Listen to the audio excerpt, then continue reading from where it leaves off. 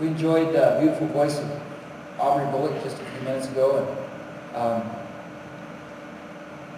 I'd also like to bring up right at this time Tarrah. She has, don't have her last name, Tarrah Schreiner. Hi everyone. Thank you all for being with us today. My name is Tarrah Schreiner and I'm the Chief Compliance Officer at Sangre de Cristo Hospice and Palliative Care. The Reflections celebration is my favorite event of the year, and that's because this is the time that we get to remember all of those who have went before us but will be forever in our hearts. And it's a wonderful time, and each year I look forward to our celebration and tree lighting. For me, I've had a year with a lot of personal loss. My daughter, who is 9, lost one of her best friends in a tragic accident.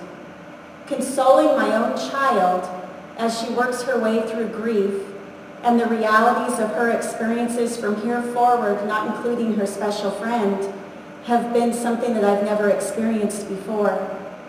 My family has spent several months watching 2 very strong parents try to find normalcy in the devastation of losing a child, which is heartbreaking in itself. Harley was a child who loved the outdoors and loved growing things, and her life was a reflection of nature and peace. One of my dearest friends, Paul, had battled Hodgkin's lymphoma for several years. He fought so hard but became a hospice patient this last year and lost his battle. I spent many hours with Paul as he reflected on his own mortality. While Paul didn't know how to let go, he was very much aware of his situation. And his concerns were not for himself, but they were for his beloved wife, Carol. Paul was outgoing and loving, and he loved life, and his life reflected compassion. My friend Norma's granddaughter has been one of my best friends since I was a child. So when Nornie needed hospice care, at the ripe age of 90, I received the first phone call. The extra care that she received in her daughter's home for several months helped her to have quality at the end of her life. And when she fell and broke her hip, she was taken to hospice house and passed away not long afterward. Norma was a woman who lived her life to the fullest. Her 90 years were filled with experiences, fun, and excitement. Her life was a reflection of fulfillment. My latest loss was also an unexpected one. The only way I know to describe my friend Susie is sunshine on steroids.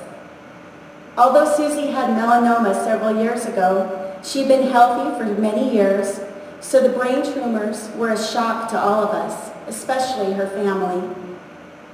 Seeing her change from a woman who moved faster than a hummingbird to spending most of her time in bed and not being able to communicate her thoughts was devastating to all of those who loved her. Susie's strong faith and her wonderful family helped her through the last months of her life. Susie was a planner, she worked hard, and everyone loved the sunshine that her life reflected. The word reflection has a couple different definitions. The first is to give serious thought or consideration. This is like reflecting upon your life, something we see a lot with hospice patients in the final days of their life. The second is something that shows the effect, existence, or character of something else. This is like the reflection of light. The object did not produce the light, but it's reflecting it. While grieving is a long, hard, emotional journey, I'm here to tell you that your memories of your loved one, like your own reflection in a mirror, make you who you are. The best way for me to honor the memory of these loved ones I have lost is to reflect their defining characteristics in my own life.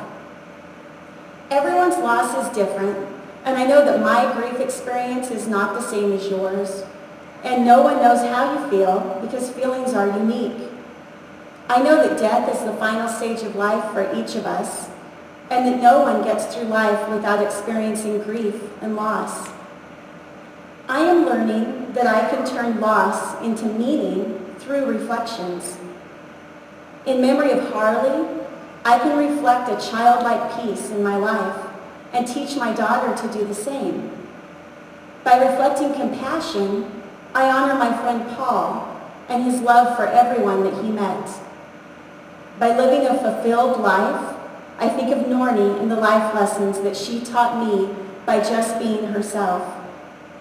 Each day when I see the sun come up or I feel the warmth of it on my skin, I think of Susie, and I hope that I can be sunshine in someone else's life like Susie was in mine. Some days I'm able to accomplish this, and other days I'm not. But I must try. Every day I need to try. That is what all of my loved ones would want. By doing this, Reflections takes on a whole other meaning for me. Anne Lamott said this, "You will lose someone you can't live without, and your heart will be badly broken. The bad news is that you never completely get over the loss of your beloved. But this is also the good news.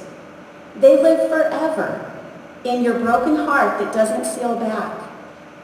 And you will come through.